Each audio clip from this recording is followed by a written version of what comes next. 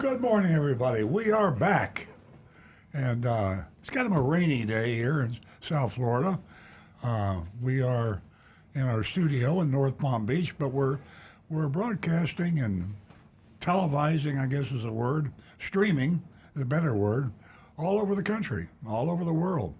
We've been doing this for about 20 years, and it's unique. I say that every week because if you haven't heard the show before, you haven't heard a car dealer who is a reformed consumer advocate, and that's me, and that's this team here in the studio, that is actually going out and visiting other car dealerships who have not gotten the message yet about the way the retail business should be done when you're selling a product. And we've been doing this trying to warn you how to avoid being ripped off and taken advantage of. I like to think we've done a pretty good job of it, and we have a great following. The audience that we built here is more of a part of the show than I sometimes say we're preaching to the choir, because most of our listeners seem to be very well educated and actually give as many hints and tips about how to avoid being ripped off by a car dealer as we do.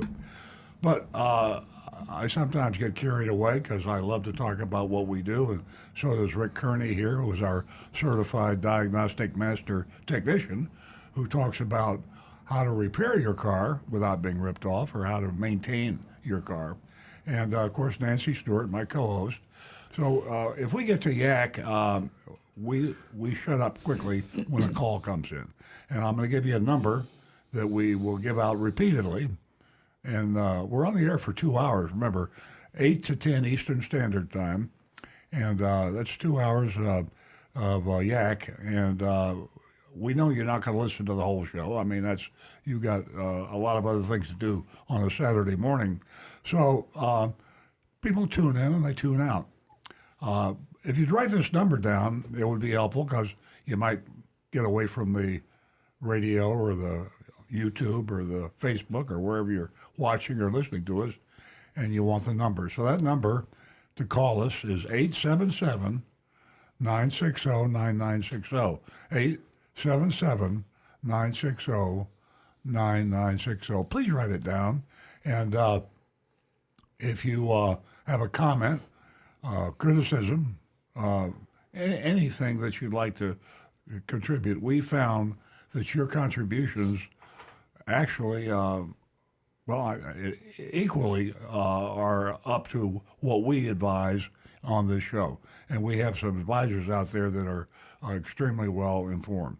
YouTube particularly, youtube.com/Earl on Cars. Rick Kearney has a group that follows him every week, and his callers are just extremely informed. And especially about the mystery shopping report, which is something else I have to mention, because nobody does this as far as I know. You remember the old Mike Wallace 60 Minutes piece where Mike Wallace would go into a business and stir up everything, grab the CEO and start asking him embarrassing questions and talking about things that maybe this company was doing they shouldn't be doing. I wish they continued to do that. They didn't, but we do, because we walk into car dealerships every week, and we will today, and we do every week, and we mainly in Florida, mainly South Florida, but we hit other states too. We have an undercover agent, code name Agent Lightning. And she goes in and pretends to buy or lease a car. Now, where are you going to see that or hear about that on any other media? Right here at Earl on Cars, every week we do a mystery shopping report. We name names, we name the dealership, and then we grade the dealership, A, B, C, D, F. And we have a list of approved dealers. We have a list of dealers that you should not buy a car from. And we put that on our website, earloncars.com. That's earloncars.com. So we're a service to help you get started if you're out there thinking about leasing or buying a car, or for that matter, repairing or maintaining a car. By the way, I mentioned Rick. he's been in my dealership for over 25 years, and he is extremely knowledgeable on cars for 25 years ago. Most of you aren't driving a car that's 25 years old, but he stayed on top of it because today's car bears no resemblance to what we drove 25 years ago. But no matter what year car you drive, you call in, you get a little problem, and you don't want to take it into a car dealership or an independent garage and ask a technician, here's my car, fix it, please. Because then you're asking for trouble. You're asking for a big bill, and maybe it doesn't get fixed. Call Rick, give him the symptoms, tell him the problem, and you'll get a free diagnosis. So give Rick a call at 877-960-9960, or you can text him, or me, or Nancy, at 772-497-6530. That's 772-497-6530. Now, I've got some other numbers. I'm not going to give those out now. We got a lot. I think sometimes we have too many ways to reach us, and it's confusing. But let's stick with 877, the telephone number, 877-960-9960. Nancy Stuart is looking at the laptop in front of her here in the studio. And when a call comes in, we favor the telephone call. So if I'm talking like I'm talking now and the call comes through, Nancy will wave at me and we'll stop and we'll take your call at 877-960-9960. Now, I'm going to introduce Nancy, and she's studying her automotive news from here. And Nancy is a co-founder of the show with me 20 plus years ago. She is also a strong female advocate, and women play a larger part in buying cars than people realize. And for some reason, they're not as vocal. And when we started this show 20 years ago, it was an old guys club. It was just guys calling the show. Now we're 50-50. And that's a good thing because women buy more than 50% of the cars, and Nancy will tell you about that, by the way. And they're becoming more important. And the sad part is the manufacturers and the dealers haven't quite figured that out yet. But statistically, and there have been a lot of measurements of this, the female influence in purchasing cars and how you should design the car more for women, it's been a guy's thing in the past, is becoming more and more important. So any of you manufacturers listening out there or dealers, you better listen. I'll turn the mic over to Nancy now, and she has a few words for you. Good morning, everyone. I thought you dozed off there for a minute. Okay. Hey, listen, it's going to be a great show, so buckle up. We have a whole lot to get to. As Earl mentioned, the Mystery Shopping Report, it's a fabulous and informative part of our show, and you can stay tuned for that. That Mystery Shopping Report, it was done in 2022, and it's from Starling, Buick of Stuart, and you're going to enjoy it a whole lot. As far as the ladies are concerned, boys, we've got some exciting news for the ladies. I'm going to tell you, Earl said that I was looking at the automotive news. What I was reading was an article, and it was an article about the auto industry and how they have not connected with women. Not at all. And as Earl said, it has always been a male-dominated industry. But I'll tell you what, it is changing, and we're on a roll. Did you know that this year alone, United States dealerships are allocating an estimated $8.6 billion to connecting with women, getting their attention, treating them like they are part of this financial success that the auto industry is encountering. Why? Because 85% of women are involved in some way in purchasing a vehicle, in sometimes totally independent, and they are doing the footwork, they're doing the homework, they're doing it all, and they have become an important part of this industry, no doubt. And for the auto industry to ignore this, as I always say, it's a financial disaster. So I'll bring you up to date on that article from the Automotive News. Also, we have a number that we can give out if you are on Zoom, and that ID number, it's a meeting ID number, is 926-589-0586. That's 926-589-0586. And Jonathan is right here. And gosh, he has been here for quite some time this morning, working very hard to help make us look good. Thank you very much, Jonathan. So if you call in on that for the meeting on Zoom, you can talk to Jonathan.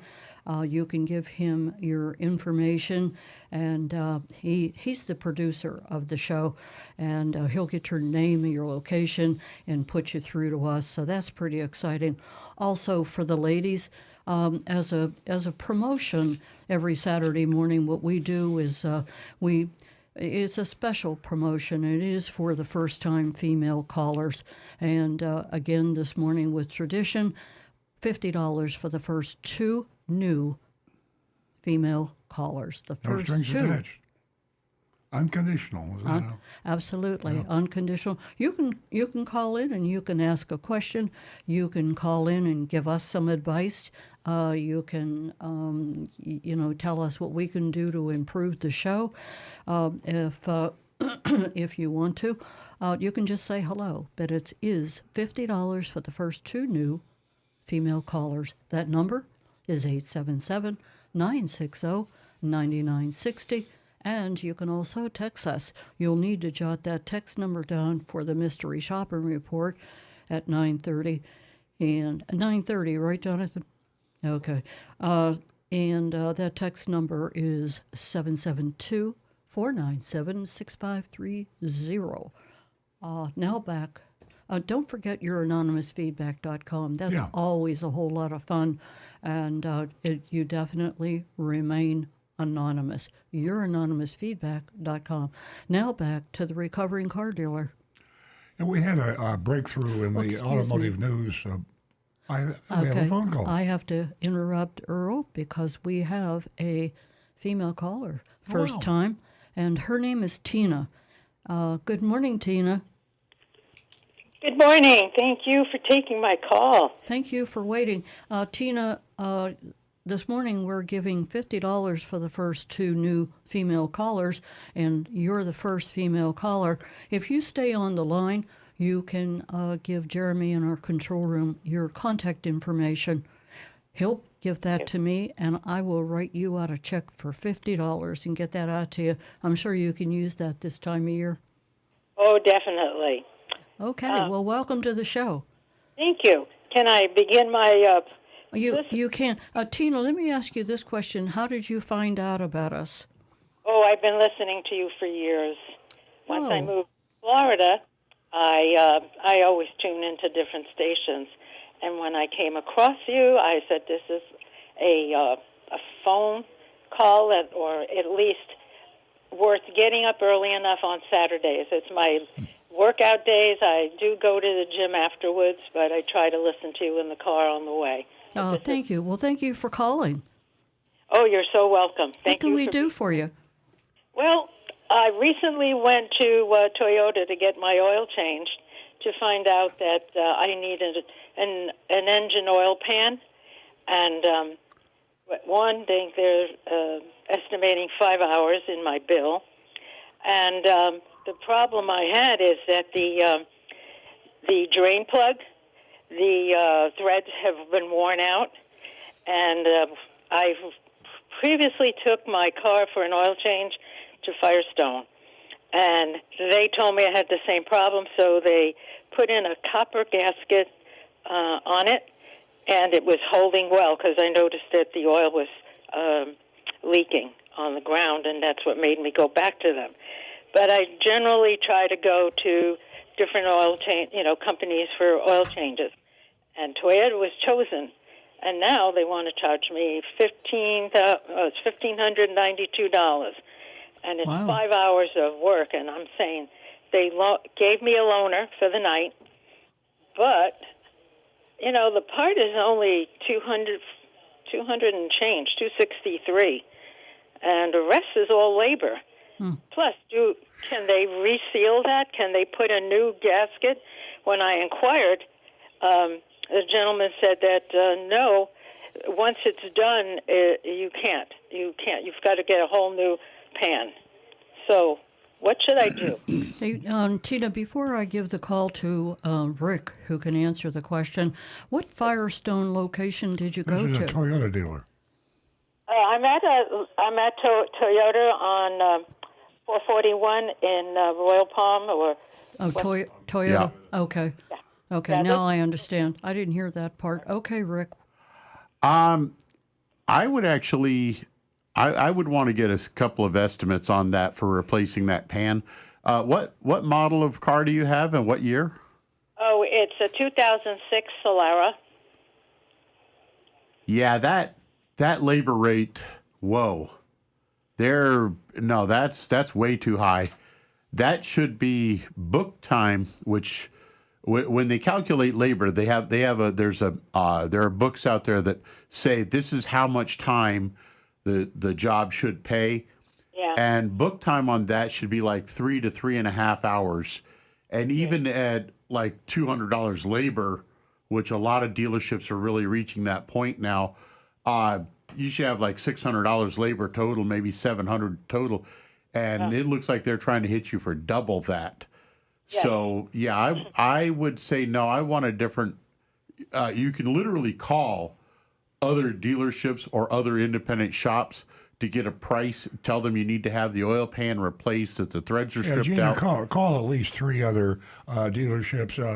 You could call another Toyota dealership. You could call a Firestone. You could call any independent mechanic that you know. But anytime you have a repair over $100 or $200, you should always get at least 3 bids. And then, Well, what if they have it on the lift and they haven't taken it down? It seems like they drained it already. Yeah. I'm not sure what is going on, but it's up on the lift and making me feel that I can't even take it out, plug it up. You tell them to put some fippage or gasket material, gasket sealer on the drain plug and snug it back in the best it will go and put oil back in the car. Or you tell them, I'm going to have a tow truck come and I'm going to tow my car to another shop to have it repaired. The tow bill would be probably $100 the most, but you're going to save like $500 or $600 in the long run by going to another shop. And any independent shop, any mechanic shop will be able to replace that pan. It's not a big job. It's you just basically it's a little bit of work to get the pan down, clean up the surface on the engine, and install a new pan. But it's not $1,500 worth of work. Gina, be sure that you go up the ladder a little bit. You're probably dealing with a service advisor who was really a service salesman. You need to talk at least to the service manager there, and perhaps to the general manager there, because you're being taken advantage of, and you need to.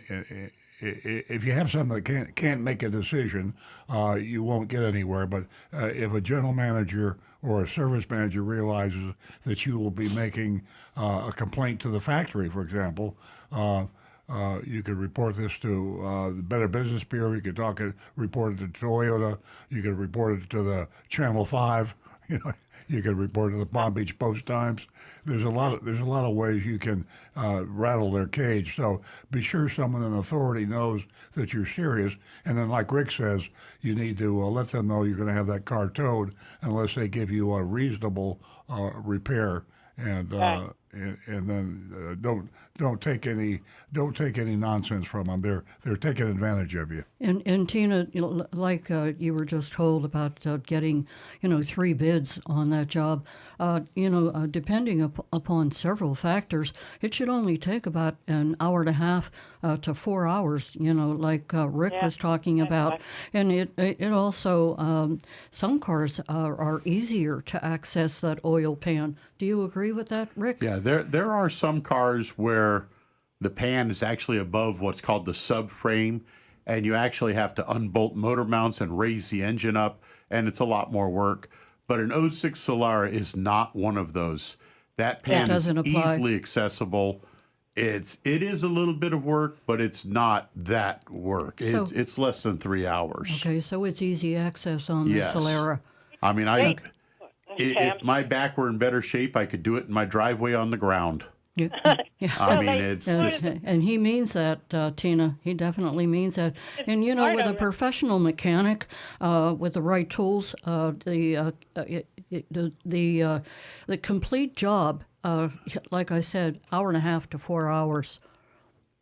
So they can surely replug the gasket and keep the oil in there. I'm sure the oil has been drained though, so they'll have to replace it. right. They'll have to put new oil in it, and you would have to pay for that and then pay for the oil when you get the pan replaced. But if you don't want to take the chance with that, you can tell them just put the plug in the best you can and push my car out because I'm going to have a tow truck pick it up and I'm going to tow it to another shop to have it done. Okay. And Well, I there's hope I can be forceful. They did order the part, so I'm not sure what's going to happen. That's why I called so early, because I had to check. yeah, you're going to need the part. So go ahead and tell them I will pay for the part and I will take it with me. But I'm taking my car somewhere else if you don't drop that labor amount to like 3 hours labor at the most and maybe $500 to $600 for labor. Just start talking dollars because Yeah. it's price. It's not hours, and so you want to get 2 other prices and take the lower price. Don't get confused with hours. Hours, they're not real hours. They're flat rate hours, and they can work on the car for 1 hour and they'll charge you 3 flat rate hours time, which is the way the system works, which is kind of stupid. So when you get your other bids, just be talking how much out of pocket is going to cost me to get this fixed. Okay. Sounds good. Did they tell you the condition of your oil pan and gasket? No, they didn't even show it to me. Oh, Now, they as I didn't. said- That's a pet peeve, I believe. Of if a consumer walks in, a prospective customer, whomever, and they're there for some maintenance on their vehicle, and I say, hey, listen, I'd like to have that part. I'd like you to put that part that you're replacing in my trunk. I want to be able to see what they did. So there's more advice. Yeah, that sounds good. I hope I have a alternative and they work with me. I don't have to get too aggressive. This is Christmas time, and I'm trying to be very patient. Yeah. So. Stay strong, Tina, and stay call, at call it. us back. Let us know how it went, will you, Yeah, please? let your voice be heard. Thank you very much for taking the call, and you have a wonderful holiday season. Thank you. You do the same. It was great hearing from you. Tina, please spread the word. We're building a platform here for the ladies. They're a huge part of the auto industry, and they're growing.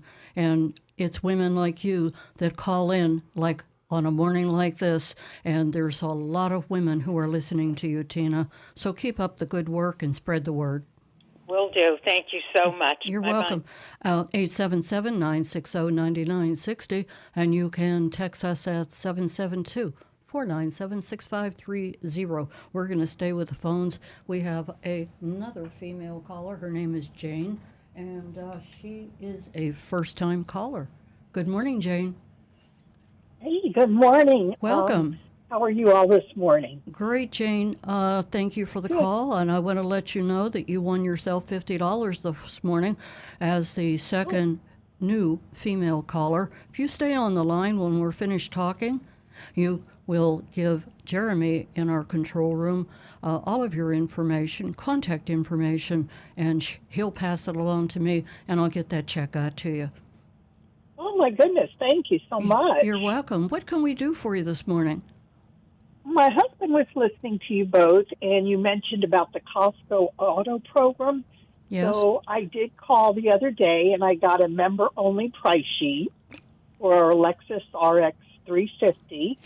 And the only question I have is they give you a Costco member-only price, and then on the bottom, of course, there's an asterisk with license, tag, title, which we know that's okay. But then it has a $7.99 dealer fee or $4.99 electronic filing fee. Should I expect to pay those, or is that negotiable? Those are junk fees, and of course anything is negotiable. The good thing about Costco is they require the dealer to put those junk fees up front on their invoice, and so it really affects the total price. You don't have to buy from that Costco dealer. You could go to another Costco dealer. The rule that Costco has for a approved dealer is that they will offer their Costco members the price that is lower than they will sell that car to anybody else for. So if you're not a Costco member and you go into that dealership, they have a contract with Costco that says that other person that's not a Costco member will have to pay more. So that's the obligation that the Costco dealer has. That doesn't mean that another Costco dealer in town isn't going to have a lower price. So your alternative now is to go to another approved Costco dealer and see how their price is on that exact same car. Chances are that it's still a pretty good price at the first dealer, because what do the two junk fees add up to when you added it to the regular price? It's about $1,300, $7.99 and $4.99. So Yeah, that's pretty high. More. I would call at least one other Costco approved dealer, and I'd probably call two. And I would also report this to Costco. I mean, they should be advised. They should know about that. But it never hurts to call directly. I'm sure you went online to find that dealer, and you have put your information into Costco, so they know you're shopping, right? Yes, and what I thought was interesting, it had $7.99 dealer fee or $4.99 electronic filing fee. So it just sounded kind of strange to me that the or was in there. The or, that doesn't make sense, does it? I'm reading it off the sheet, and it's or, and I'm like, okay, well, which one is it? See, I'll take the lower one, right? I mean, so Yeah, exactly. yeah. Well, you could we'll take the lower one and then shop it with another couple of Costco dealers. It'll still be a good price, because now that you explained that it's only $4.99. It's not the big number, Both. unless it was a typographical error. They try to get you for both, but that is a little confusing. But the key thing, if you're buying a Costco through a Costco program, is to keep in communication with Costco, because they will not hold up for any nonsense with the dealer. And if they try to take advantage of one of their members, then they can cancel them in the program. And they don't want to do that, because the dealers get a lot of business from Costco members, and if they get canceled, they don't like that. So communicate with your Costco representatives directly, and they can make a call. They have the names of the Costco representatives that they approved at that dealership. They'll contact that Costco representative directly and say, listen, you're violating the rules here. You have to sell the car at this price, and you can't add that on, or else we're going to have to talk to you about canceling your program. And as soon as they say that, you get their attention. And they give you like 1 day to make your decision. It's valid through 12/12, which I did it on 12/12. So it was like late in the afternoon. So it didn't give you much time. Well, that's just negotiation on their part. They, you know, they always try to get you to commit on the price sooner than you want to, so you don't shop around and find a better price. But 9 times out of 10, when a dealer gives you a price, they're not going to raise it 2 days later because you didn't buy on the day they told you to. That's just being sneaky. They're trying to get you to buy before you're ready. It's such a fun process, you know. It's the worst experience of any stand product, retail product. Car dealers are doing it like they did 100 years ago, and it's a shame. And that's why this show exists, to help people navigate through the minefield of trying to buy a car. It's a terrible experience, unfortunately. My husband listens to you all the time, and he says, "No, you've got to call Earl and Nancy. You've got to call them." I said, "Okay." So, Well, thank you very much. Yeah, we're happy that you so did. Much for, yeah, I'm so thank you so much for your information, and I love your show, and I hope you guys have a nice holiday. Same to you. Thank you so much. Spread the word, Jane. Let every woman you know and man that we are here for the ladies. Wonderful. Thank you. Oh yeah, thank you so much. Oh, you're quite welcome. You know, there's all kind of news as far as women are concerned in the auto industry. Did you know that women are also driving the shift towards electric and eco-friendly cars? Yes, their preference for sustainability. Yeah, that's what they're looking for, sustainability, and it's shaping how automakers are designing. Designing and marketing towards women. You know, they're starting to pay attention. Our number here is 877-960-9960, or you can text us at 772-497-6530. Rick, did you have something to add? Well, we've got some text in if you'd like. Okay, we'll take Howard's call first, and then Rick is going to take a look at some texts and possibly your anonymous feedback and so many other things. Howard, good morning and welcome to the show. Good morning. Not a nice day today Yes. in southern Florida, but we'll wait and it'll be okay. Yes. Here's my question. Does Toyota have a car that as you're driving down, if you get too close to another car, it pulls you away? My car I have a 2017 Camry, and all my car does is it flashes a light or something, but it doesn't pull me away. Now, I know some cars have that capability. Does Toyota have that capability? Kind of. What we do have is the radar cruise control, where if you're operating with cruise control on, and you have set the distance from your car to the car ahead of you, which you got 3 choices, either a short, medium, or longer distance. And if your car gets too close to that person, say they start slowing down, your car will automatically slow down to keep that same distance between you and the car ahead of you.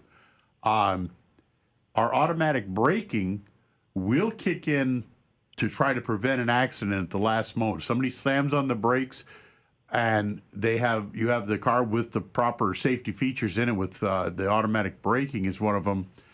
Then yes, it will try to stop your car and even apply the brakes at the very last second hard to try to get you stopped. And this is just a form of preliminary autonomous. It's just they have cars now, of course, as you know, Howard, that are totally autonomous. The Tesla, for example, and they will definitely keep you away from all the other cars because they've got 8 cameras, and anytime they see you getting too close to a pedestrian or a bicycle or another car, it moves the car away.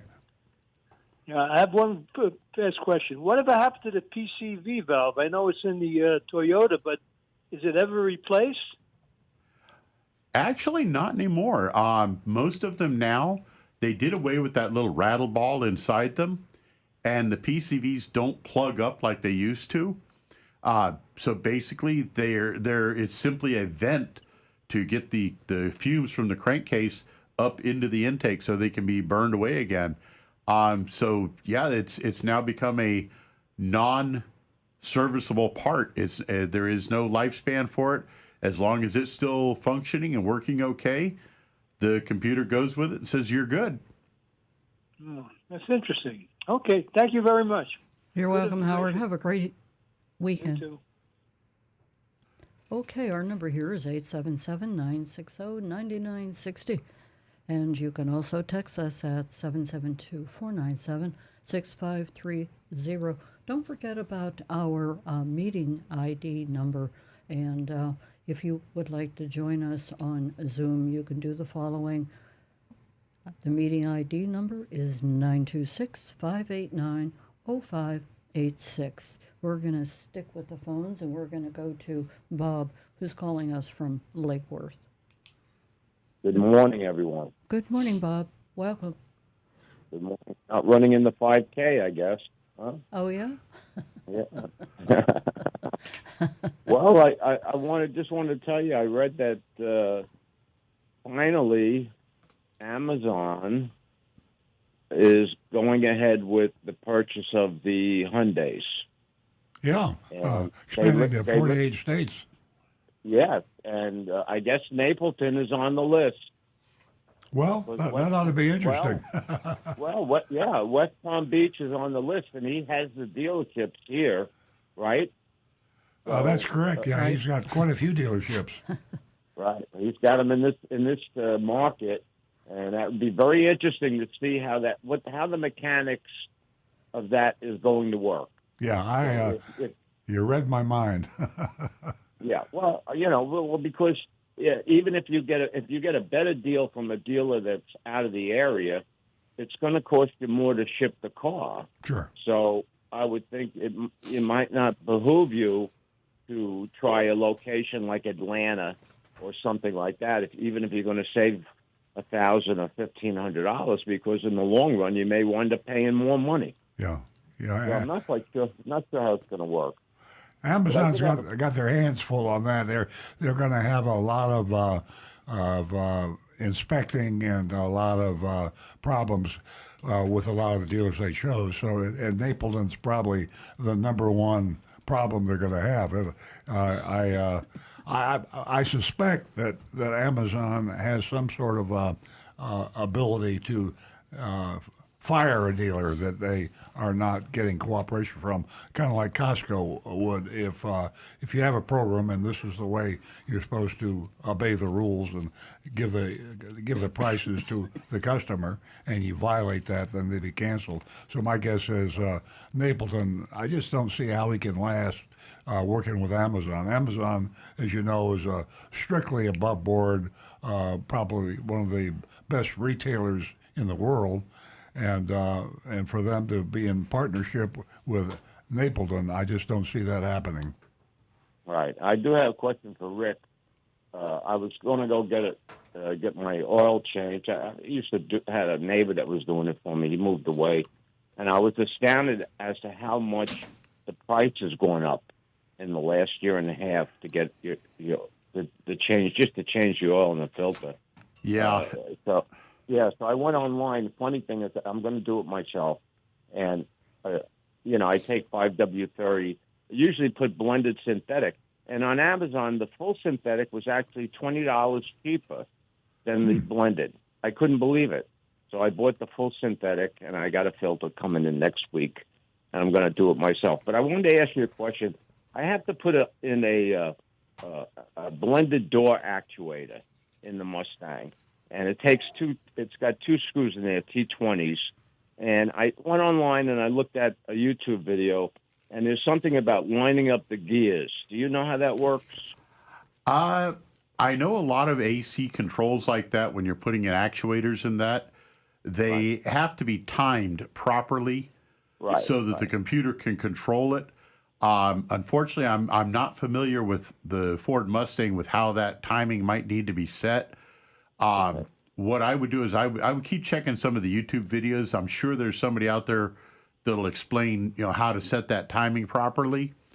And if not, I would check on like some of the repair manuals online, Mitchell or someone like that. And I guarantee one of them is going to have that information on how to get that timed properly, how to set that in the proper position. Because Right, obviously, so does Toyota have those in their cars, blended door actuators? we do have them, and Yeah. usually with ours, you have to set the door to one particular spot when you actually mount the actuator up to it. It's so the computer can understand where that door is, because otherwise it's going to, if it, say the door is in the middle, Well, this and is for the this computer is thinks it's actually- all the way to one side, it's going to try to move it the wrong way, and it can break things. Well, this actuator is actually underneath the steering column on the driver's side. It's not in the door. That's the location of it. It's for the AC unit. It's called a blended door actuator. That's what they call it. But it controls the one of the vents is blowing on the AC is blowing warm, and the other one's blowing cold. Right. And I looked it up. It's a common problem in the Mustangs. Okay. And I saw a YouTube video on it, and it didn't look like much. You know, the part is only $18, and it looks like it's only going to take me a half an hour. Oh, But there okay. was something about lining up the gears on there. I was a little, Yeah, I'd do some more investigation on that just to make sure you've got that procedure down properly. Bob, do you use ChatGPT? AI? No, I'm a super senior, so I just. The reason I say is it is amazing. I mean, I know sometimes these new things get hyped and everybody raves about things. This artificial intelligence, especially ChatGPT, is absolutely amazing, and it gets better every day. It's a point now where with voice recognition, Nancy and I use it all the time, and you can just basically ask it any question, and you would be surprised at the accuracy and the time. If you Google used to be my number one source. And Google, it took a while. Eventually, if you had patience, you usually get a good answer out of Google. But download ChatGPT and then just try it out on a couple things. You will surprise yourself, and you will save yourself a lot of time. They can answer damn near anything. Okay, I have a question for Nancy. Okay. Nancy, Here I am. Nancy, do you think that that situation over there with the oil pan, do you think that was gender bias on the pricing? Well, it's always a possibility. And when they see a woman come in right away, they figure she doesn't know. yeah, well, I think it's anything, and they jack the price up. yes. I really think that, it's a possibility, but it's a possibility for a man or a woman. And if you're an educated consumer and you're going to get 3 bids, you're ahead of the game. Rick? I agree. Hold on a minute, Bob. I'll let you in on a little secret. I've been working on cars professionally for over 30 years now. And I can honestly tell you that of all the customers I've encountered, women make the more informed decisions than men do. Right. For the simple fact that I understand how cars operate and how everything in them works for the most part. I've just learned this through years and years and years of trial and error and studying.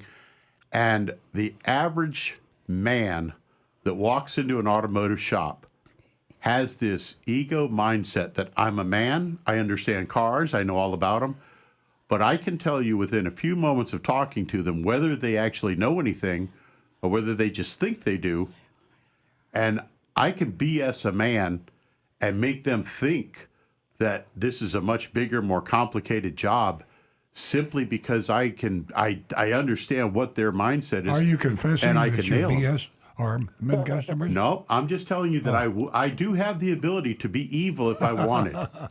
Because a man's ego will not let them ask those questions that might show that he has not got the knowledge. Whereas a woman coming in, a lot of women, when they have the right mindset, they will come in and they will say, I don't understand what that part does. Please explain it to me.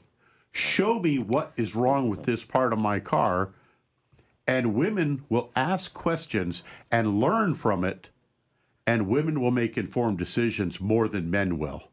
And So also, Bob. I'll just leave you with that. But Also, Bob, whenever a woman walks in, I don't care whether she's going to purchase a new car, used car, whether she's there for maintenance, it really doesn't matter. But when she presents herself in a way that she is definitely informed, and I'm not talking about taking, an engine apart.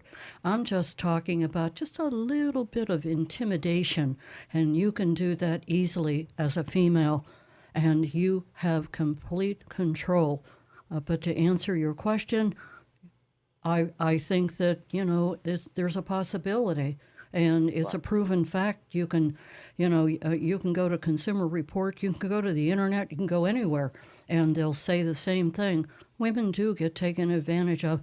But the good news is that this cycle is changing, and that's good because our voices are being heard on so many levels that, guess what?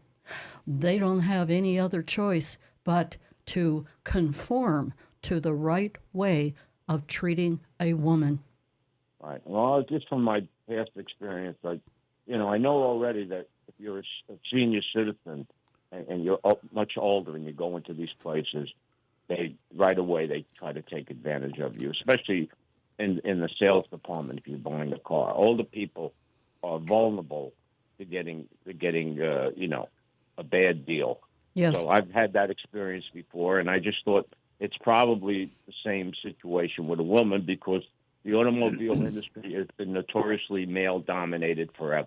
Yeah. yeah, Absolutely, Bob. And you have a valid concern. I won't say it's a complaint, but I just turned 82 years old, and guess what? It's really easy. It's really easy for someone to look down on you, and they could be a year younger, 10 years younger. It doesn't matter. I could go into Publix, and you have a good chance of being taken advantage of. So if you do your homework, you let your voice be heard. I think we're ahead of the game. I agree. Okay, well, everybody have a great weekend. And Thank you, Bob. Thanks for the question. Let's see what happens with Amazon. Yes, absolutely. Amazon. Okay, I- thank you. Bye-bye. You're welcome. 877-960-9960, or you can text us at 772-497-6530. This article that, Earl, you shared with me about Amazon, it's amazing whenever you think about Amazon, and everybody has the majority of the consumers has such a great feeling about Amazon and the friendliness and the transparency. So do you think that this too is going to have a huge impact? A consumer's not going to hesitate to join this platform that Amazon is expanding on over 48 states because it's become a household word. Yeah, it's Walmart, Amazon, Apple. A lot of the very, very first-class retailers are setting the pace, and Amazon is the best of the best, in my opinion. So they've got their work cut out for them. The caller earlier was talking about Napleton being an approved Amazon dealer. I just don't see that lasting. I think we're getting into the breaking point now where the dealers that are not going to play by the rules are going to have to drop by the side, and it's happening slower and slower. There's an article in the Automotive News in 2022 about how these changes were going to be taking place. And here we are in 2024, almost 2025, and they still haven't. But it's happening slowly. And the biggest thing that's happened has been the Amazon move. Walmart is the biggest retailer in the world. Amazon, I think, is the second biggest. So when the second biggest retailer in the world gets serious about something, watch out, car dealers, because things are changing. Yes, absolutely. I think that Amazon's user-friendly Tactics will spit, well, probably that'd be a poor word to use, tactic, but in theory, Amazon's user friendly. It's just user friendly. I think it's going to spill right over. Well, the price you see is the price you pay. If you have a product that you don't like, you can return it. Yeah. There's no deceit. There's no Complete transparency. Yeah, absolutely. We're going to hear from Rick in a little bit, but I can see by my X screen the calls are backed up. So we are going to go to Bob, who is calling us from Pompano Beach. Good morning, Bob. Good morning, guys. I heard part of that conversation. That woman had trouble with a drain pan. I don't know exactly what it was. Was it that the drain plug was stripped? Yes, the threads in the drain pan. Yeah. This was on an '06 Solera. Yeah. So it's an older car, had plenty of oil changes done. I had experience with that many years ago. I commuted into New York City, and I had the oil change every 3 months. And sooner, I used to go religiously to one place, it's a dealership. It wasn't Toyota, it was a GMC. Anyway, what I found was very often when they had changed the oil, they used these Class C mechanics. They're not the A class, they're just some guy they hired just to change it, and they stripped the plug on this truck I had, and it was very expensive to replace the pan. Yeah. And replace the, like you said, to take the motor mounts out, whatever it was.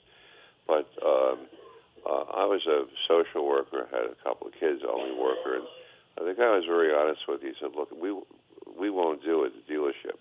He said, and I could put it back in. It's just starting to leak. But if you go to auto supply place, they have these piggyback drains, and the dealership won't do it. It's a liability. But a local mechanic would do it, or you could do it. You reverse the thread, or I don't know how it works, but it's like a plug within a plug. And I had that on there for about 10 years, and it cost me like $8 and maybe a half-hour labor. So I don't know if that woman is still listening, but if she wants to go that route, she can, or she could do it the right way, and it might cost too much more. But anyway, that was my experience. Yeah, in my years, we have tried several times different things to try to repair an oil pan. But most cases, they wind up leaking.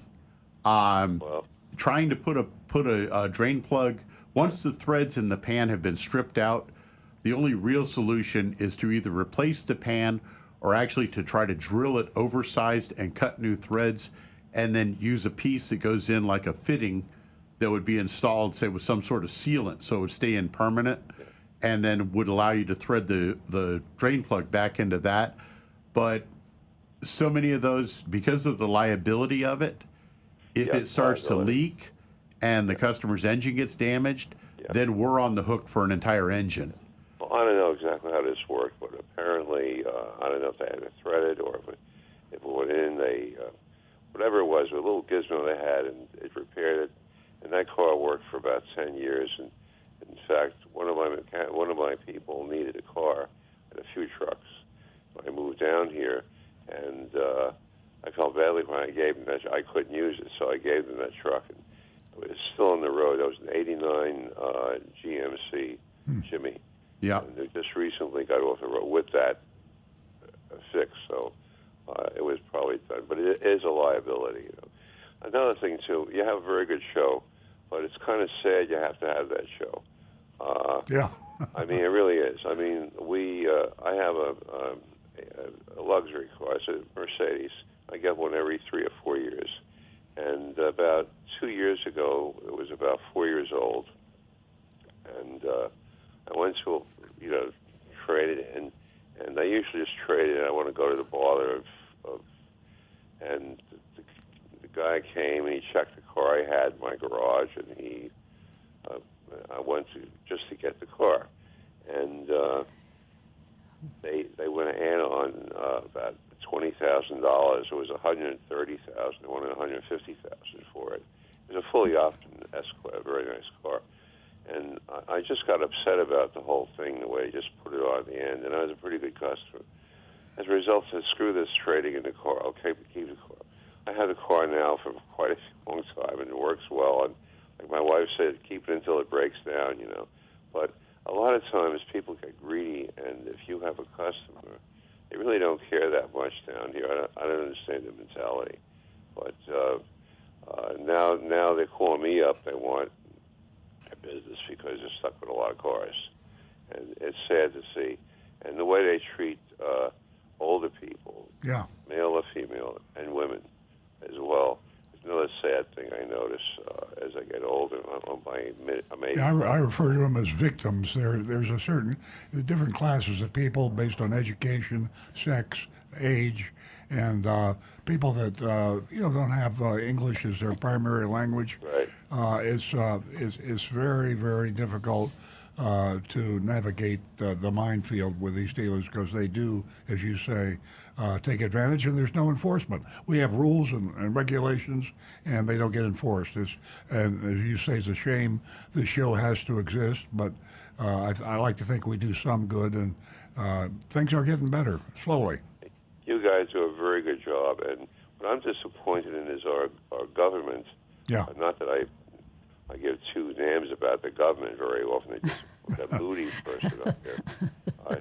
I treat agree. them much better, too. I mean, we have people running around, they vote R, they vote D, they vote whatever, and they're so Yeah. hopeful. And, go to church or the synagogue on your day off, but don't worship the government. They can't help you.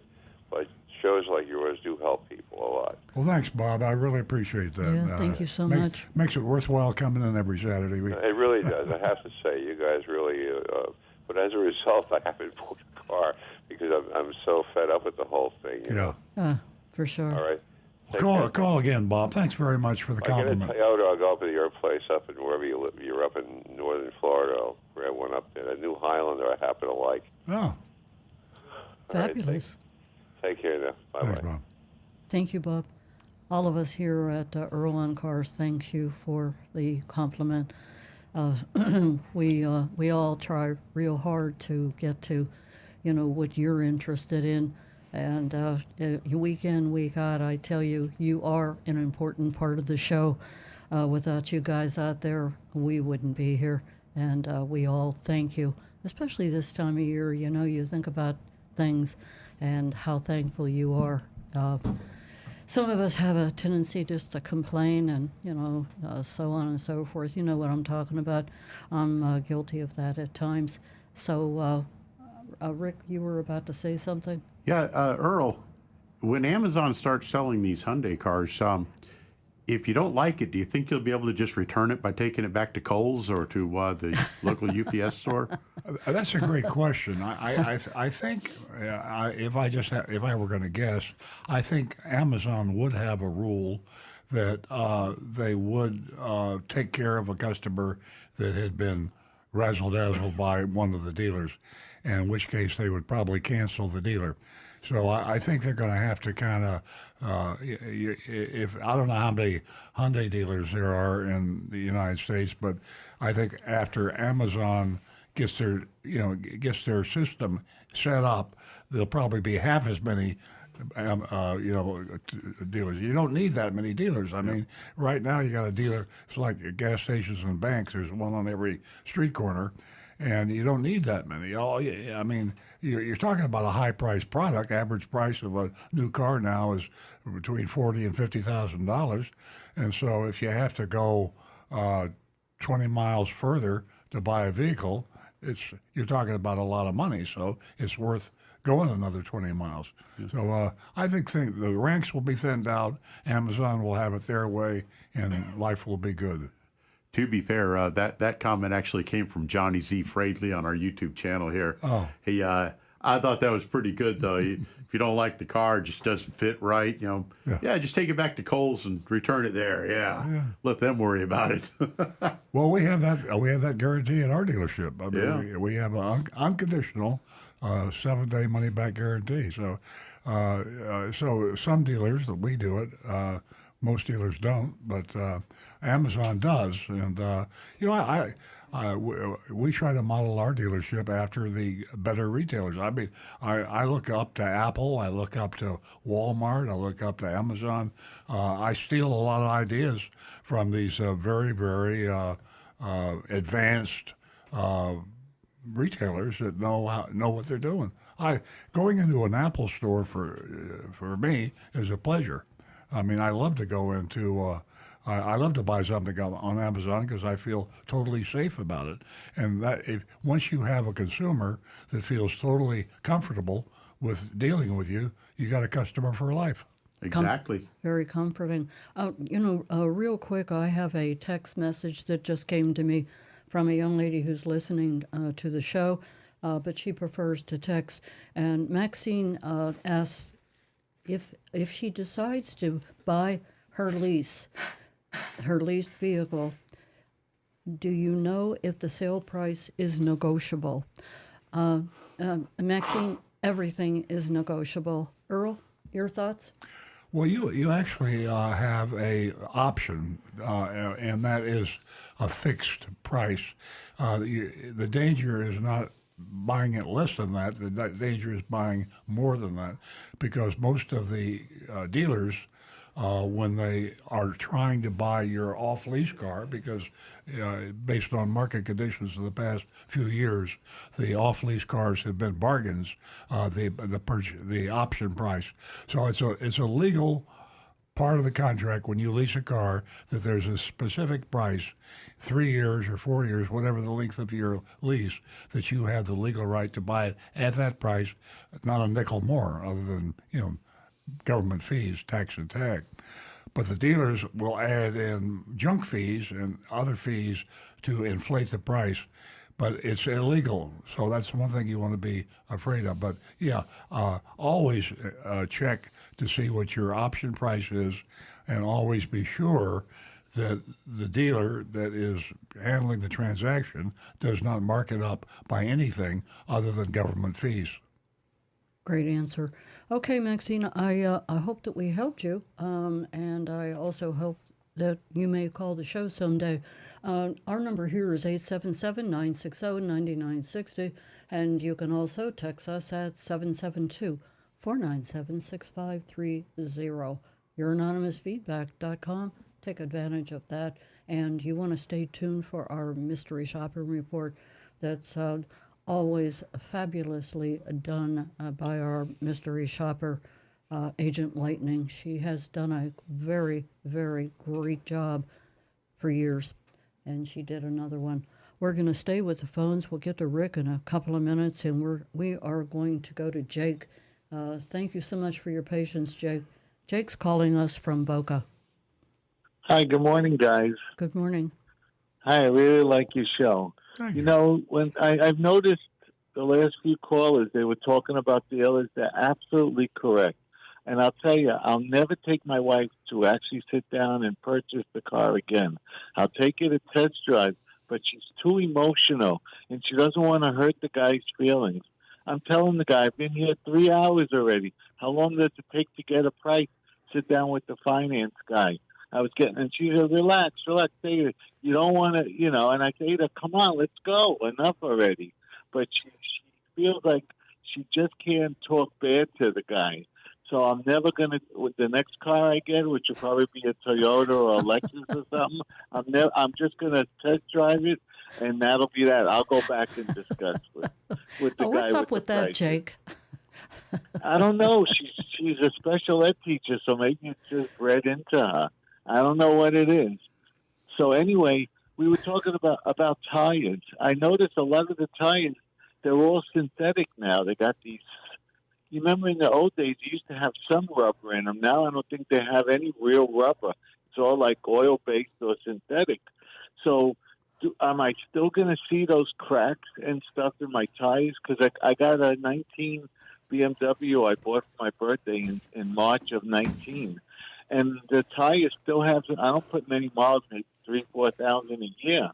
But I'm not seeing any cracks in them anymore. Are these tires can I still anticipate cracks in the tires like the old days when they dry? Hey, Jake, before Rick answers that question, let me tell you, you need to pick up yourself a mystery shopping report because there's all kinds of information in it on tires, everything. Rick? Oh, okay. Thank you. You're welcome. Yeah, tires, like everything else on the cars, the quality has been increasing to the point of they're finally figuring out new ways to fix these problems that they've had for years. Dry rot cracks on tires. A lot of shops use that to basically bully you into buying new tires, even when it's just tiny little surface cracks. They're like, "Oh no, that's not safe. That's not safe," which, it's a gray area. So the manufacturers now have just reached the point. They've come up with these new polymers, these new formulas for making the tires are lasting longer. They're surviving impacts on the road, damage on the road that, old tires they'd have gotten bubbles and burst. And now we don't have those same blowouts. We don't have a lot of those issues happening. The safety of these tires has come way up. So yeah, the price is going up too. I mean, believe me, their tires are very expensive anymore, but you're actually getting some value there. So yeah, you're not going to see those cracks as much anymore. Oh, okay. Thank you. Also, one last thing. I was looking on the Toyota website, and I really like that Venza, the Venza car. Yep. Is that car based on another car's platform? Like, you know how you guys sometimes you share with other makes and models or even cars and stuff? Or is that like completely brand new through Toyota? Because I really like that body style, and it's only 183 inches long, so it'll fit nicely in my garage. Yeah. Venza, actually, quite a few years ago, Toyota came out with the Toyota Venza based on the Camry platform. They basically took a Camry and blew it up like a balloon into the Venza to make it like a small SUV. And they were really nice cars, but for some reason, they just didn't sell well. So Toyota stopped them after only like 5 or 6 years. And then as we started getting more hybrids, they decided to resurrect it. So yeah, it's basically a Camry hybrid at this point that has been brought up into an SUV. And yeah, they're an incredible car. As a matter of fact, Jonathan drives a Venza. He's our show's producer. And they're probably one of the best family small SUV crossovers like that you can find. I mean, it's just, they're an awesome car. But Thank you. It did come from the Camry originally. Okay, thank you guys again. I love listening to your show. I'm so happy I found you again. Oh, thank you so much, Jake. Thank you for that. And I really think that you and your wife can truly work together on purchasing a vehicle. I do. I feel real positive. Well, if I told you we spent from 1 o'clock until 7:30 at night buying the last Mercedes, would you believe me? Yep. Well, I would believe you, but I think you can cut that time in half if the two of you could, come to some sort of a happy medium. What do you think about that? I hope you're right. I think after 44 years of marriage, I think we probably could. Oh, I think you're right. Thank you so Thank much you for the very call. much. You were a delight. And tell your wife we said hello.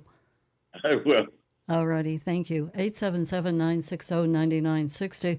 Or you can text us at 772-497-6530. And we're going to stay with the phones. We're going to talk to David. And for John and Marty, please hang on. Good morning, David. Hello. Good morning, everyone. I have a question for Rick today. Okay. He's helped me quite a bit in the past with diagnosing problems on my Prius. So it's a Prius. I'm the original owner. It's a 2012. It has 185,000.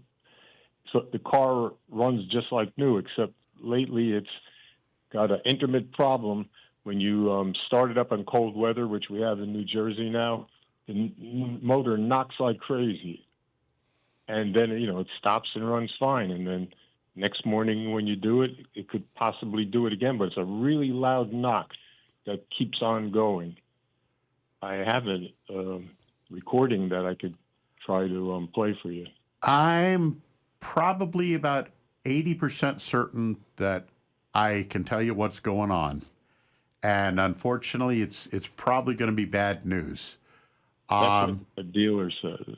Yeah, what happens with the Prius when they get older like that, the higher mileage on the engine, they start getting a little bit of a warpage in either the block or the cylinder head, because it's an aluminum cylinder block and aluminum cylinder head with a metal gasket in between them for the head gasket, and they start to leak coolant into the cylinder as the car is sitting overnight. This happens even in the warm weather down here in Florida. We see a lot of it. And what'll happen is when you park the car at night, the cooling system is all pressurized up to high pressure.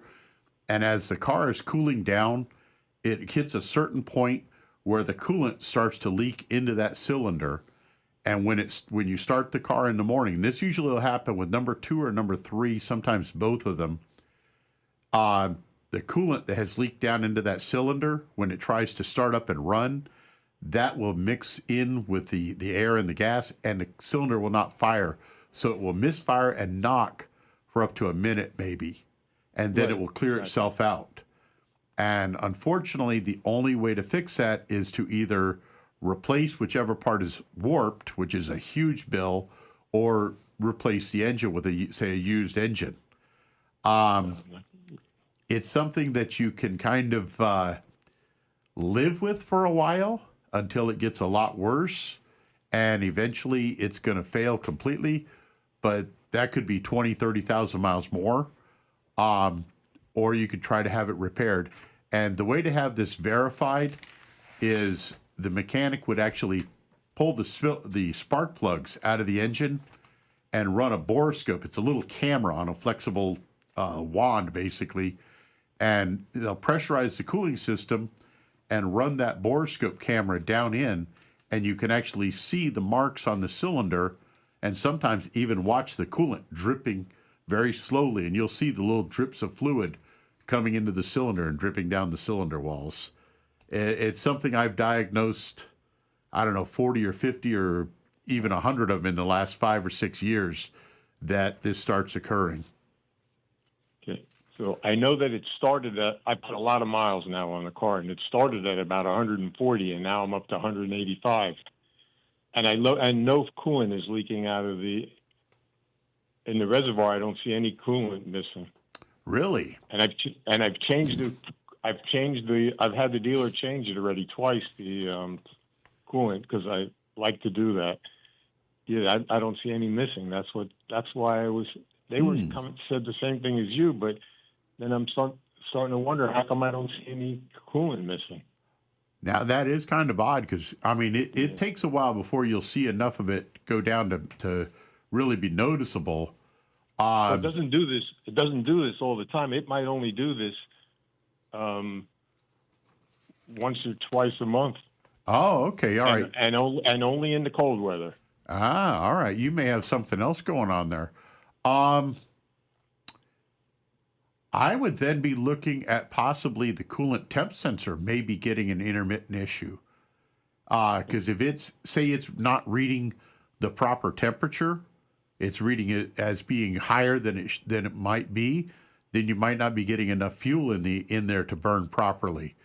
But again, that's something that the only way to really to verify that is you'd have to have a scan tool hooked up and be looking at that sensor when it occurs. God, that can be a tough one to figure out at this point because it's so once or twice a month. That's pretty intermittent for sure. In fact, I had a hard time getting a recording of it because it does it so often, and then it'll go the whole summer and not doing it. And like I said, it started at 140, and I already have 185. Yeah. So then my question to you is how long more am I going to have on the motor if it's what you thought it was originally? Well, if it was the coolant leaking in, you'd be getting that you'd get almost every morning. It would be acting up like that. No. So if it's not doing that, then no, that's not the issue. Yeah, you're in pretty good shape on that one then. Okay. But yeah, that's a tough one because it's so intermittent. That would be really hard without just guessing and throwing parts at it.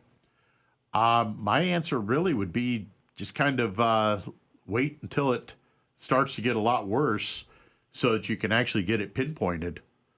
Because unfortunately, the other answer would be just start throwing parts at it, and that can get really expensive. Right. Okay. But otherwise, everything was fine on this car, so we'll see what happens. I'm surprised at actually the whole conversation, because Prius is probably arguably one of the most reliable cars on the planet. And it's to hear about a chronic problem like this. Of course, it is an older vehicle with a lot of miles, but I'm still surprised that it has this type of chronic issue. Yeah. Well, thanks very much for the call. Yep. Thank you very much, and Thank you, everyone. Have a David. good day. Yes. We're going to go to John in Home City. Thank you for your patience, John. Good morning. I have a good story about women doing their homework. My daughter's friend from college always had purchased Camrys. She's had since 2012, about 20 of them. And she's going to buy a new Camry, but she's a little disappointed that there's no more V6 3.5-liter engine. So she checked into it, and the only thing is now she doesn't know whether to get the two-wheel or the four-wheel. She lives on Long Island. She did the homework about the engine, the electric motor. There's two of them on the two-wheel drive, 2.5-liter, and the four-wheel drive is an extra motor which shoots it up to 232 miles, 232 horsepower.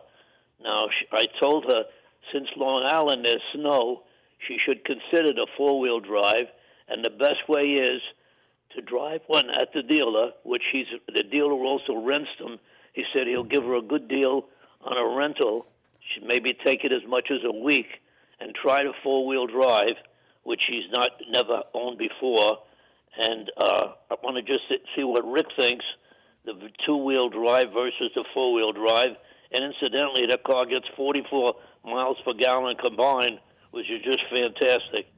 But I want to know Rick's opinion, two-wheel versus four-wheel. If it was down here in Florida, for sure I would say two-wheel drive, but I want to see what Rick thinks. Okay. Hey, that's a great report, John. Thanks so much for the good news. Rick? Four-wheel drive all day long. Oh, okay. She's in the snow, the ice, basically it's an all-wheel drive, so it's an all-track system. The computer can control the power going to all four wheels individually.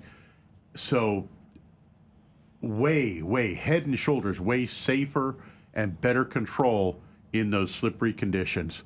All-wheel drive all day long. Well, one other concern that she has, she really digs into it heavily. She thinks that the feeling on the pedal is softer. It's with the hybrid, it's a different braking system than she's used to on her. She has a 2019 Camry now. Do you think there's a lot of difference? Is quite a electric motor that operates the brake system, and the pedals feel softer? Is any comment to Rick on that pedal soft? Yeah, it's a totally different system, because when you first step on the brakes in a hybrid, what happens is it's not actually applying the hydraulic brakes to squeeze the pads and slow the car down with the actual brakes. The first thing it's doing is reversing the electric motors into generators and creating electricity to go back and charge the battery with. But at the same time, what's known as the electromotive drag, it's the drag created on the wheels, slows the car down. So you're actually using electric power to slow the car just through that dragging force, and you don't use the brakes as much.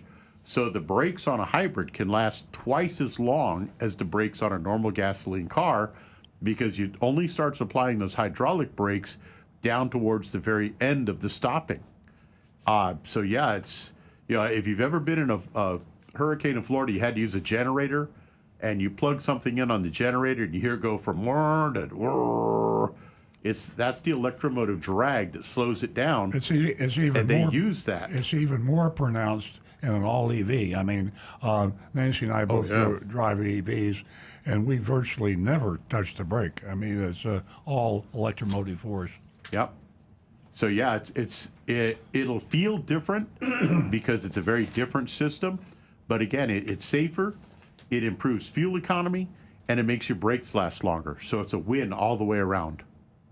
Well, I'm very happy that Rick answered the question about four-wheel drive, and I'm also so proud of a female that does her homework and checks into all the different aspects, and that's a fabulous thing in my opinion, and it goes on Nancy's side and saying the women know much more than the average man. Education is key. Yeah, that's a great report, John. I really appreciate that, and congratulations to your daughter. And you know, it is just, it's happening more and more by female buyers, whether they lease, whether they buy, whether they're getting their car maintained. There's more of us that are voicing, what we want and how we want it, and it doesn't mean that you've got to have a knocked down, dragged out. You can definitely, obtain what you want by just being, like most ladies are, soft and understanding. Congratulations to the females. Thank you. Thank you very much, John. Thanks for being so faithful to us and listening to the show all the time. John's been with us since the beginning. It's amazing, the number of years he's been with us and called us. Okay, we're going to go to Marty, and Marty, too, is a regular caller, and he's calling us from North Palm Beach. Or no, he's calling from West Palm Beach. Hi, Marty. Hi, good morning. Good morning. I got a thing. I've got to ask Earl something, and I know Earl's not going to agree with me, but it's a good way to have a discussion. With Amazon now selling cars, and the way I buy cars, I've never gotten the right price online. And if they ever give me the price that I end up paying online, that means I paid too much. Now, Earl is probably not going to agree with me on that, but I've never been able to get an online price that's the bottom line. Well, but the fact is you have the opportunity to shop and compare. The beautiful thing about online shopping is that if I don't buy everything from Amazon. I go to Amazon first, and Amazon actually has different sellers on Amazon, and they will give you an Amazon recommended price, and then they will say other prices. So you can actually shop within Amazon and actually get a lower price than maybe the Amazon price, because other sellers, anybody that wants to sell on Amazon can sell. So it isn't the fact that Amazon always has the lowest price. It's that Amazon gives you the right to shop and compare. No one expects a business to say, I'm going to have the lowest price on all my products all the time.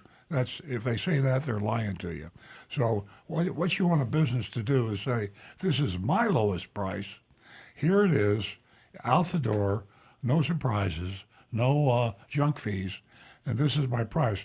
Now, if it's not a price you like, shop and compare it with somebody else, and then buy from the lowest place that you can find. So that's what I like about Amazon. There's no car dealer, there's no Walmart, there's no Amazon that's always going to have the lowest price. But all I look for is the real price, the out-the-door price without any games. Now, how are they going to, I don't know if you know this yet, how are they going to work the price on the car? Is it going to be a fixed price? Yes. Absolutely, yeah. That's the whole thing. If you have a wobbly price, that's what we have now. You don't know if you want to buy a 2025 Honda Accord, and you go to 6 different Honda dealers, you get 6 different prices. I mean, that's confusing. It's time consuming. It's wasting your time. Because dealer A will say, if you get a better price from dealer B, come back to me and I'll give you a better price, and let the games begin. But all you want to know is this is the best price I'm going to get from this company, Amazon, Walmart. I mean, you don't negotiate with Walmart, you don't negotiate with Apple, you don't negotiate with Amazon. You get the best price, and then you take that price and try to find a cheaper price somewhere else. And that's what marketing is all about. That's what the freedom of being able to shop and compare prices. That's what they take away from you, the car dealers. They take that freedom away from you because they won't give you a price unless you agree to buy it at that time. They give you the price. They say, if you leave tomorrow, the price is going to be higher. Yeah. Well, it's going to be very interesting to see how that works. Yeah. Because it's not going to work with me. First of all, I don't want a Hyundai anyways. Well, it isn't just Hyundai. I mean, this is the beginning. I assure you, maybe not in the next 5 years, or maybe even not the next 10 years, but before 20 years, I'll stick my neck out. In 20 years, all cars will be sold at fixed prices. It'll be like an Amazon kind of a thing. Shop and compare. And that isn't to say that different people won't be selling the same car, but they will not be giving you a phony price that they jack up secretly with junk fees when you go into the business office or when you negotiate. Yeah. Well, if the legislature is like it is in Florida, I don't know if that's ever going to change. Well, ever is a long time. That's right. Yeah. But it will. I go by my buying time. So far, nobody has agreed to the new laws, and everybody's got addendum stickers. Yeah. And then when you go into the finance office, you got more charges. Yeah. So you're right. So right now, it's still the Wild West. It is. It really is, and that's the reason we maybe at least that way we can do the show. We're having fun on the show, so as long as the crook's out there, we're going to be doing the show. So when everybody gets on this, we'll have to go home. Hey, hey Marty, let me ask you a question before you go. Do you, in most cases, use Amazon? I use Amazon for certain items. Yeah, if it's an item that I can't get anywhere else, I'll check Amazon's price and I'll check Walmart's price. Yeah. Or great idea. Target's price. Mm-hmm. Yeah, Walmart's really aggressive now, and I've done the same thing. And you can be lulled into complicity because Amazon makes it so easy that sometimes you say, oh, the hell with it, I'll go ahead and buy it. But you need to take the time to check with Walmart. Walmart is very aggressive, and I've beaten Amazon prices on several occasions with Walmart. Yeah, we learned to do some research, and I found out to be very true. The way you're doing it and what Earl just said. So you have to be careful no matter where you go. Yeah, I'll tell you one thing. My wife bought something on Amazon and wanted to return it. Amazon would not let us return it at either Kohl's or either at Whole Foods. They had to have a UPS truck come to the house to pick it up. Yeah. Uh-huh. They would not allow the normal easy return. Yeah. And it just so happened you had to be home to give them the item. Mm-hmm. And it was very inconvenient. Yeah. I told my wife, don't ever buy something from Amazon that you can't return right at the store. Yeah. No, that's true. You gotta be careful. They're not perfect by any means, but I return with I guess maybe I'm home a lot of the time, but when we return a package, it's really convenient for us to have UPS come by and pick it up. Yeah, but just the idea that we didn't realize that was the rule on that item. Yeah. Yeah. All right. Well, have a good rest of the weekend and a good holiday. Thanks, Marty. Same to you. Yeah, thanks so much, Marty. Thanks for being part of the show. We took our last call, and I just want to mention something before Rick goes on. He's got probably a text from Anne Marie and so many other spots. I'm going to read you something from the Consumer Report. I got an update this morning from Consumer Report, and due to the reliability that is so below average, can you imagine Consumer Report has removed its recommendation 8 models. They no longer recommend them, and number 1 is Audi, and the other is BMW, Ford Escape, the hybrid, Hyundai Santa Cruz, Kia, the Lincoln, the Mazda. This You don't mean all models, do you? This is amazing. This is the Audi Q8. Yeah. And the Ford Escape hybrid, the Hyundai Santa Cruz, the Kia EV6. So go to the internet and check that out. And like I said, because reliability was so below average, they just had to, remove them from recommendations. Yes, wow, Rick? that's pretty sad because personally, the Hyundai Santa Cruz, I think that's a pretty awesome looking vehicle. The guy that designed that's a nice the shape of that car, the look of it. I agree with you. He knocked it out of the park. That's a beautiful car. It is. It looks awesome. The aerodynamics, the whole thing is and quite unfortunately, stunning. beneath the skin, it's a rotten apple. Oh, Okay. that's too bad. We'll leave you with that. Rick is going to take over, and he is going to share some texts with us and some FaceTime, YouTube, and he's got some. Are you taking care of anonymous feedback? Yep. Okay, great. First one we're going to have is Anne Marie's text. Good morning, Anne Marie, and welcome. And she starts right off, good morning. I'm hoping you may have an answer because I haven't a clue. Why is the Tesla Cybertruck so angular like a modern battleship? All the other vehicles on the roads have curves in their design. Why doesn't the Cybertruck?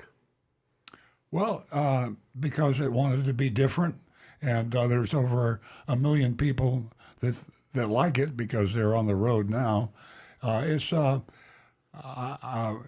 Musk is an unusual guy, to say the least, and he thought he wanted to build something that was totally different and didn't look like any other truck, and he found a niche market, pretty big niche market, because he's selling quite a few of those Cybertrucks, including the one that Nancy and I have. We get a lot of comments and a lot of criticism. Either you like a Cybertruck or you hate it. Yep.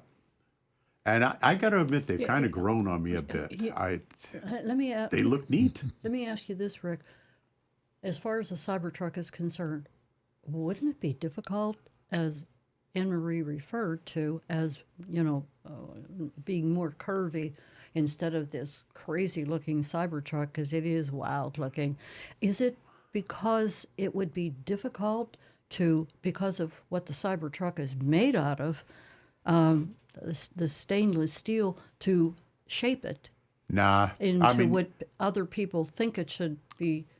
That is why that is one of the angular designs, because it's made of the same steel that the SpaceX ships, or the rocket ships, are made out of. It's thick, heavy stainless steel. So to curve that in the way you would a composite material or plastic, you couldn't do it. So it would be a lot more difficult, but it would be I costly. think they could accomplish it if they wanted to. But personally, I think it's more your answer, Earl. I think it's the idea that they just wanted something that was going to stand out. Yeah. And by putting those sharp, angular lines, it breaks the mold. Because anymore, when you look at cars on the road, it's hard to distinguish a Lexus from a Toyota, from a Chevy, from a Ford, from a Hyundai, a Honda. So many of them all look the same. Yeah. And if you can't see the emblems on the car, you don't know what it is. Yeah. But you see a Cybertruck from a mile away, you can recognize that thing because it is so distinctive. Yeah. And I think that may be what Elon was trying to do, is create something Sure. that the moment you see it, you know what it is. Definitely. But it is definitely, Rick has a good point, and boy, I'll tell you what, I can see a Cybertruck coming for, as Rick said, a mile away. And boy, it doesn't matter. If you're flying under the radar, forget about it. Because if you're in a Cybertruck, it's like walking a puppy. Yep. Everybody wants to talk to you and ask about this mysterious Cybertruck. But also, Rick, I truly believe that it is it's costly and impractical to, what we were talking about, the shape of it. I think so. Yeah. And Marie, thank you for the great question. Okay, and this one is from Bob. He says, "Good morning. Are many Crown vehicles, Toyota Crowns, being sold? If not, how long before they're stopped, and before Toyota decides to stop producing them here, would it be the same as the CHR? Thanks, Bob." Well, they're building the Crown in Japan, right? For the most part, yeah. Yeah, so that's why there are so few here. I think that once they build a manufacturing plant for Crown in the United States, there'll probably be a lot more. Yeah. I think having it take over for the Avalon, it's an expensive car, but I think they're going to catch on pretty soon. And we're going to start seeing a lot more Crowns on the road very soon, I think. Okay, now we're going to go over to some of the anonymous feedback from Incognito here. And this one, I got to read this one. Oh, boy. So basically, Earl has wasted another salesman's time with his mystery shops, and he lost the possibility, he meaning the salesperson, lost the possibility of a good up for this crap. By the way, Earl Stewart Pontiac had addendum stickers and bogus dealer fees on his new cars back in the day. Well, the nice thing about telling the truth and being candid, yes, we did. Mm-hmm. I was an evil dealer back in the days. I had the junk fees and bait and switch advertising. I did it. I did everything about the way. In fact, I was even sneakier, I think, than some of the dealers are today. But I learned it was the wrong way to do it. And I learned how to mend my ways and be more successful by being honest with my customers. So, yeah, I confess that Stuart Pontiac, we had a lot of bait and switch advertising. One of my favorites was we would order a Grand Prix, if you remember the Pontiac Grand Prix, and we would order Grand Prix. Back in those days, in the 60s and 70s, you could order cars without air conditioning, without tinted glass. There were very few accessories. So I'd order a stripped Grand Prix, and I would put it on the showroom floor. I would sell it for $4,995, but I had no air conditioning, no tinted glass, no power steering, no power brakes, nothing. And the person would come in, I'd say, well, you can't buy this for $49.95, but I can sell you this one that's only $10,000. And but it's got the air conditioning, it's got the power brakes. So that's the kind of nonsense that I did. I feel ashamed of myself when I think of what I did, but that's the way everybody did it back then. Yeah. As far as wasting the going flat, fast forward to today, I'm wasting a salesman's time because he's trying to take advantage of a customer. I'm trying to expose the fact that you're taking advantage of customers to protect the customers, and that's the reason this show exists. So I don't apologize at all for wasting that time. But you have confessed, hence to your anonymous feedback, Confessions of a Recovery Car Dealer. And if you pick that book up, it doesn't matter when it was written, when you buy it, just that you buy it. Put it on the shelf because you'll always refer to it. It's not outdated. Confessions of a Recovering Car Dealer. That is the book that Earl decided to write quite some time ago. You can go to Amazon or you can go to Earl on Cars. And by the way, all the proceeds from the purchase of that book It goes, that's $19.99, $19.99. That goes straight to Big Dog Ranch. So take advantage of that. Pick up that book, and all your questions, they'll be answered. Okay. Rick. Now this one from Incognito. I'm going to try to paraphrase Rick, this a little. Excuse me. We're going to take one more All right. from Incognito. So you go ahead with that, and then we're going to jump forward and get to the mystery shopping report. Okay. This person says, in May of 2023, I bought a new 23 Toyota Tacoma from a dealership, and I'm considering refinancing due to the high monthly payments. He say, I noticed several questionable fees and discrepancies from the original sale. Apparently, the MSRP on the vehicle was $36,440, and the dealership added more than $10,000 in optional markups, which were presented as mandatory fees. They say apparently these fees were delivery, processing, handling fees, and they apparently, as they added it up, they came up with a total sale price of $64,356.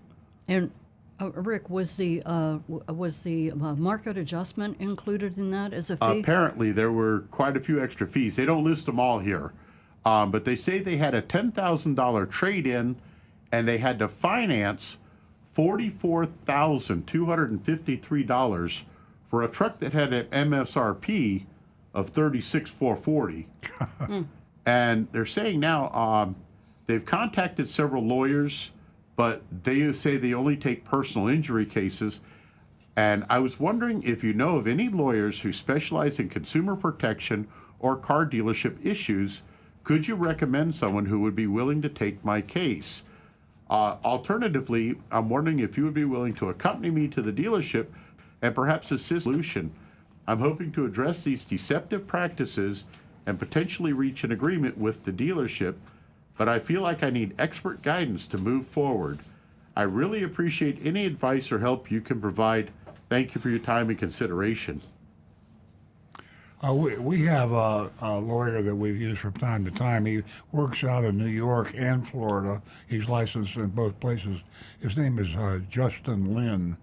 And if you would text us, I could give you his contact information. Text us at, Nancy, give him the text number, would you please? The text number is 772-497-6530. That's 772-497-6530. And you can call that number, as Earl said. Earl, do you have anything else to say? We're running out of time for the mystery shopping report.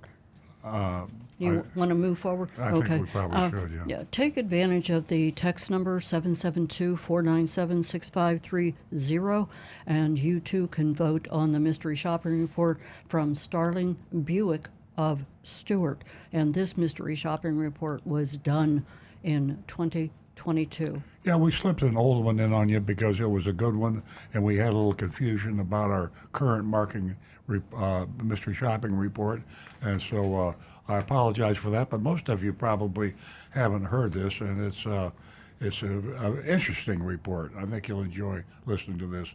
Mystery shop of Starling, Buick in Stuart, Florida, and I'll be speaking in the first instance if I were Agent Lightning, who actually did this report. About a year ago, car business was already feeling the inventory pinch. In June of 2021, prices were going up, but they were far from the peaks we're seeing today. My dealership was raising prices, but we still had a few months to go before going all the way to MSRP. My dealership, I'm speaking about Earl Stewart Toyota. No one was running ads for big discounts back then except for Carl's Buick in Stuart, Florida. Their website stuck out like a sore thumb, advertising a $5,000 discount of a brand new 2021 Buick Enclave. Remember, this shopping report was done back in 2022. Of course, that got our attention, and we mystery shopped them. Agent Lightning actually got the discount, most of it anyway. There were the usual junk fees added to the price, and to be accurate, the discount was actually a GM rebate, so the $5,000 was no skin off Carl Buick's teeth. In other words, the factory discounted it, and it didn't come out of Carl Buick's pocket at all. Prior to last year's mystery shop, Carl's Buick hadn't performed too well. They used bait and switch ads with unobtainable rebates and, as I mentioned, the standard slate of junk fees. This week, Agent Lightning found out that Carl's Buick is no more. A little research revealed that Carl Fisher retired last year and sold his Carl's Buick to a little-known small group known as the Starling, S-T-A-R, Starling Automotive Group. Starling consists of Alan Starling and his three sons, Andrew, Jack, and Walker. They have 6 dealerships, including the newly acquired Carl's Buick. 5 dealerships are in Florida, 1 is in South Carolina. It's so exciting to test the waters in a brand new dealership or a mostly brand new dealership. It's been 6 months under new ownership, so we can expect some changes. New ownership means new management, new culture, new ads, new tactics. The changes can be good or bad. For the sake of our listeners on the Treasure Coast, let's hope they're good. So here's the report. I arrived at noon. I'm Agent Lightning. I was greeted by a customer service lady at the front desk. I told her I was in the market for a new car and wanted to take a look at what they had in stock. The lady introduced me to a nearby salesperson named Lee. Lee said he would be more than happy to assist me today. We shook hands and he took me to his work area. Lee had an extensive battery of questions to ask me about my preferred vehicle. I answered everything to the best of my ability, and we determined that the perfect vehicle for me was a 2022 Buick Encore GX Select 4-wheel drive. Lee asked for my license and walked me outside to the side lot to find the car. His sales manager, Corey, came outside to meet us. He had the key to the Encore for me. The MSRP was $27,780, which included $50 credit because there was no heated seats. Lee said that as soon as the chips became available, he would call me to arrange to have them installed, but he had no idea how long that would take. We test drove the Encore. Due to to a lot of construction, our excursion ended up taking over 40 minutes. Lee was apologetic. We returned to the dealership, and Lee asked what other vehicles I was considering. I said I was also looking at Ford Escapes. I asked Lee if they were selling below MSRP. He was really upfront with me and said they were adding $3,000 to MSRP because of the car shortage. But he added that he would still try to get me a good deal and keep me from buying elsewhere.